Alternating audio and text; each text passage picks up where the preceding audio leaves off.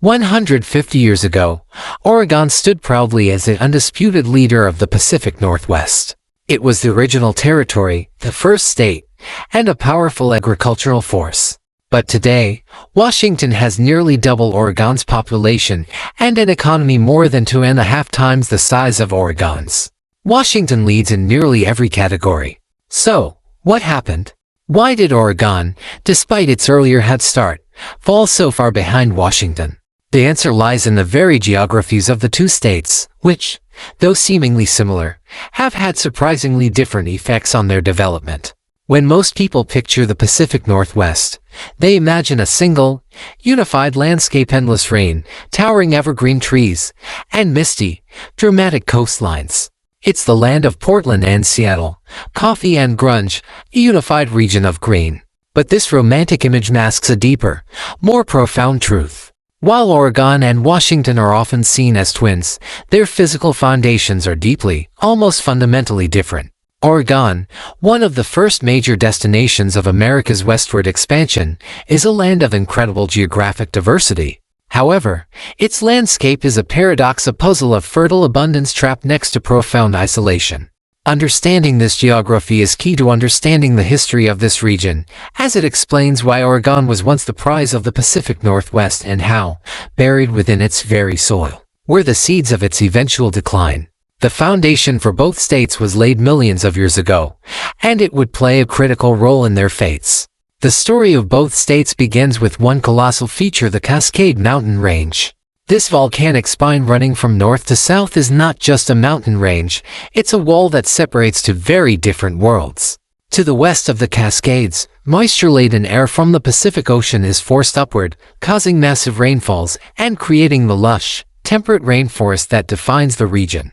But to the east, the air descends, now dry, creating a vast rain shadow that stretches for hundreds of miles. Here, we see the first significant difference between the two states. The Washington Cascades are defined by massive, isolated, and rugged volcanoes such as Mount Rainier and Mount St. Helens. These volcanoes sit atop an older, deeply eroded bedrock, forming towering, individual fortresses. The Oregon Cascades, in contrast, form a younger, broader volcanic plateau. While it still boasts famous peaks like Mount Hood and the Three Sisters, the range itself is a more continuous high-elevation structure. This subtle geological difference would have huge implications for how people and commerce moved between the two states. However, the mountains themselves are only part of the story. The real game-changer is what lies on either side of them. In the west, the primary difference between the two states becomes glaringly clear. Oregon's prize, the key to its agricultural power, is the Willamette Valley. Tucked between the low-slung Coast Range and the mighty Cascades, the Willamette is a wide, flat, and incredibly fertile alluvial plain. It was, in essence, Eden at the end of the Oregon Trail, a paradise for farmers. This valley would come to define Oregon's destiny as an agricultural powerhouse. Washington, on the other hand, has the Puget Sound. This is not a valley but a massive deepwater inland sea, a complex network of fjords, inlets, and natural harbors, all protected from the violent Pacific Ocean. While this geography was not built for farming, it was perfect for shipping. The early settlers of Washington, unlike Oregon's farmers, looked out toward the deep waters, not down at fertile soil. This difference, between rich farmland and deep water, would define the economic DNA of both states for the next century. But this east-west comparison tells only part of the story. The true contrast lies in the other Oregon and the other Washington. If you drive east from Portland or Seattle, you enter the dry side. At first glance, both sides seem similar: sagebrush, basalt cliffs, and endless open skies, but geologically, they are worlds apart. Eastern Washington is dominated by the Columbia Plateau. Its destiny is shaped by the river that gives it its name. The mighty Columbia, joined by powerful tributaries like the Snake and Yakima, carves through this landscape. This river system, later harnessed by massive dams like Grand Coulee, provides to crucial resources: water for irrigation and a transportation corridor to the sea. This is why Eastern Washington, though dry, is an agricultural powerhouse, producing apples, wine, and wheat. It supports larger cities like Spokane and the Tri-Cities.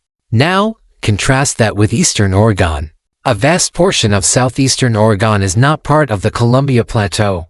It's part of the high desert and northern extension of the Great Basin. Here, the rivers don't flow to the ocean. Instead, they flow inland and disappear into alkali flats and dry lakebeds. This region is home to fault-block mountains like the Steens and vast, isolated basins. It is geographically and hydrologically cut off from the rest of the world. This is why eastern Washington has a population of over 1.5 million people, while the vast empty expanse of eastern Oregon is home to fewer than 200,000. Eastern Oregon is a land of isolation. Even the coastlines tell this story. Oregon's 363-mile coastline is world famous, a stunning stretch of sea stacks, cliffs, and public beaches, thanks to Highway 101 running directly along it. But it has almost no deep water ports.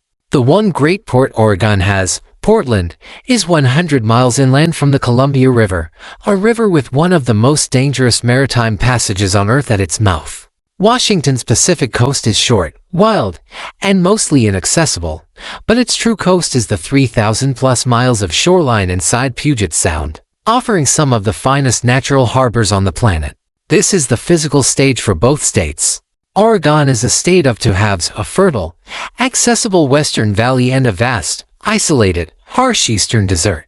Washington, on the other hand, is a state of connection, a deep-water western sound and a productive, irrigated eastern plateau. Both are linked by the great river of the West, the Columbia. This geography explains why Oregon was the first to be settled. The Willamette Valley was the obvious prize. But it doesn't explain why Oregon, with its head start, lost the race to its northern neighbor. The answer lies in the people and the political lines they drew across this dramatic landscape. Oregon's head start was important, but it wasn't enough. Simply having a great foundation is not enough. One must be proactive in maintaining it. The physical geography of Oregon may have been the beginning of its story, but the political and economic decisions made by its settlers, and later by its leadership, would ultimately shape its future in ways that were impossible to predict at the time. But how did Washington overtake Oregon so dramatically? What was the tipping point? We'll explore these crucial moments next.